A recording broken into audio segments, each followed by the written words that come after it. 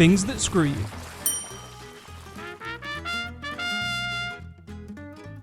Half of England is owned by less than 1% of the population. That's 16 million acres, carved up between just 25,000 people. 640 acres each on average. That's nearly 10,000 tennis courts. And you, if you're lucky enough to even own a house, the land beneath you is about 0.05 acres, not even a whole tennis court. If they own Wimbledon, you get the Portaloos out front. But how did we get here? Well, to find out, we need to travel back nearly 1,000 years to the beginning of one of the greatest land grabs in history. The year is 1066, and sailing across the English Channel is William, Duke of Normandy, along with his army of 7,000 men. Born in 1028 as the illegitimate son of Duke Robert of Normandy, he was nicknamed William the Bastard, which it would later turn out was more of a job description than an insult. At just 7 years old, he inherited Normandy, one of the richest and most militarised duchies in France. Now, as you can imagine, being a duke at 7 came with challenges, but by his 20s, he'd crushed his rivals and built a reputation as a formidable warlord. So, I guess you could say life was pretty good for William. So why was he sailing across the Channel anyway? Well, England's king, Edward the Confessor, had distant ties to the Normans and had supposedly promised William the throne. But when Edward passed away, the crown went instead to Harold Godwinson, England's richest noble. A man who had actually sworn an oath to support William's claim beforehand, before conveniently denying it later. In William's eyes, that was treachery, and treachery meant war.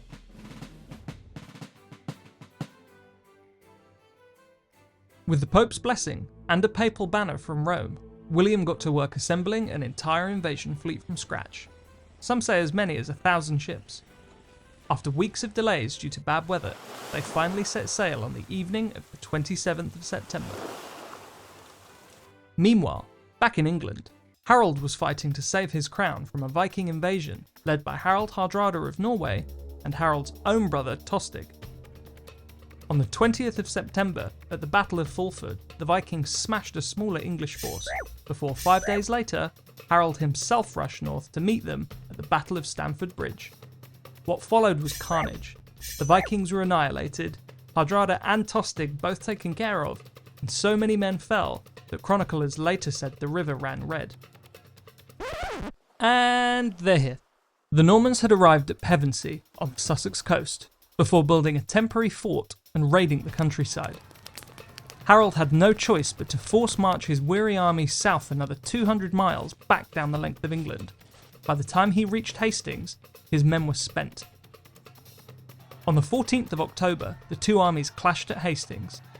Harold's men held the high ground in a shield wall against William, and at first the English held firm, but William pulled off a series of fake retreats, luring Harold's men out of formation before cutting them down. By nightfall, Harold was dead, some say by an arrow to the eye, and the English army collapsed. But William didn't march straight to his coronation. First, he raided. He burned and pillaged towns around London to break their will to fight. Only after weeks of terrorising the countryside did he finally march on London, and on Christmas Day, 1066, William the Bastard was crowned King of England. But stealing the crown was only half the battle. Rebellions quickly erupted across the country. William of course crushed them with fire and sword, most brutally in the harrying of the north, where entire villages were torched, fields salted, and tens of thousands starved. Resistance was broken, and Norman rule was cemented. Ah, so that's where she got the idea. William then declared that all land in England belonged to him personally. His magnates, or barons, held their estates only as his tenants, in feudal terms, in his name. Anglo-Saxon nobles who resisted were killed, exiled, or stripped of everything, and within 20 years, barely 5% of them still held any land. The entire system had been swapped for no more than 200 of his favourites by 1086. Life for peasants wasn't any better, and remained generally awful. Free peasants, the serfs, were downgraded to serfs, forced to work their lord's land, pay rent in crops, and owe service. If inequality had been bad before 1066, William had hardwired it into law with a far more strict Norman version of feudalism. And to make sure no one forgot who was boss, he covered the landscape with Motte and Bailey castles, more than 500 in a single generation. Before the Normans, castles in England were fairly rare. After William, they were popping up quicker than Starbucks.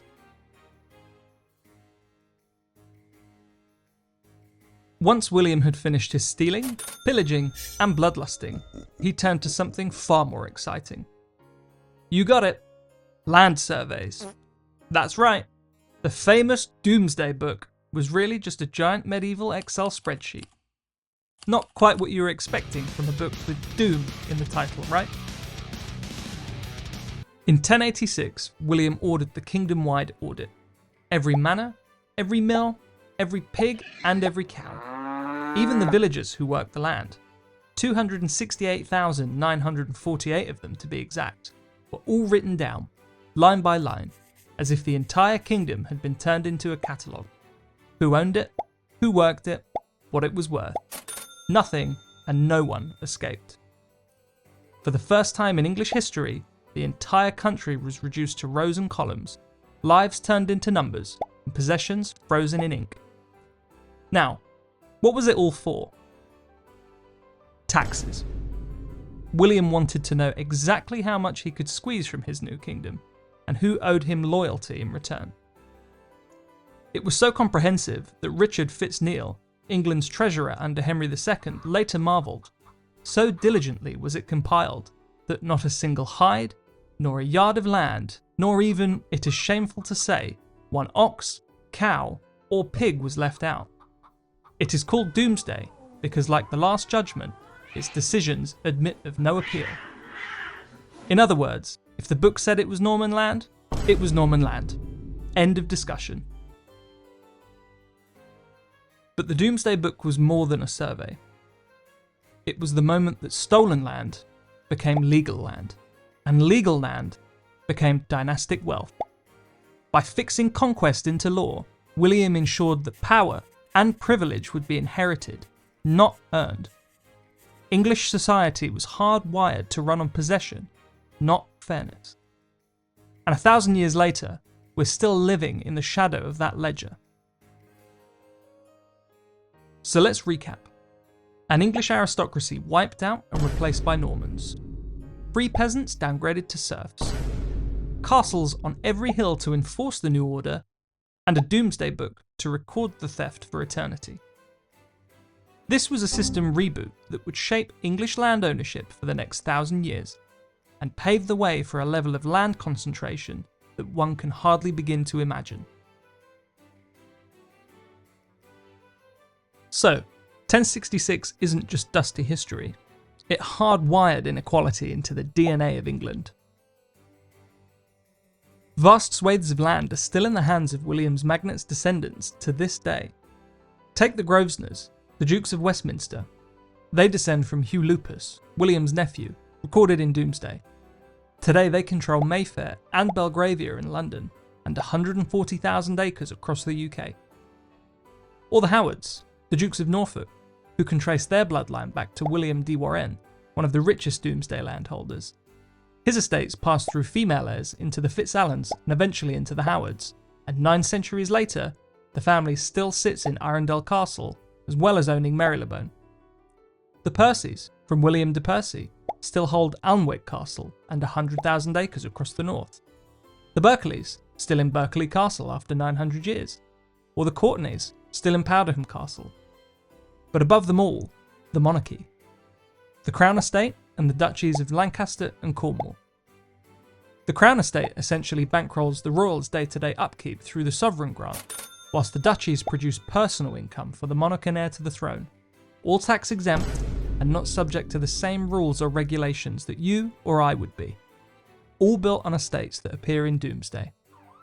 So when we talk about England's green and pleasant land, it's worth remembering that vast tracts of it were taken in 1066, parcelled out to William's favourites, and remain in the same family's hands 1,000 years later. Today, it's estimated that around 30% of all of England is still owned by the descendants of William the Conqueror's magnates, or by the families who married into them later. Add to that the 17% of land that has never officially been recorded as changing hands, and the 1.4% controlled by the Crown and the duchies. You then have a combined aristocratic and royal holding of 48.4%. 1% of people, half of the land. And then there's the rest of us, the 99% of people who share just 5% of the land between us. In other words, England is still very much an aristocrat's playground.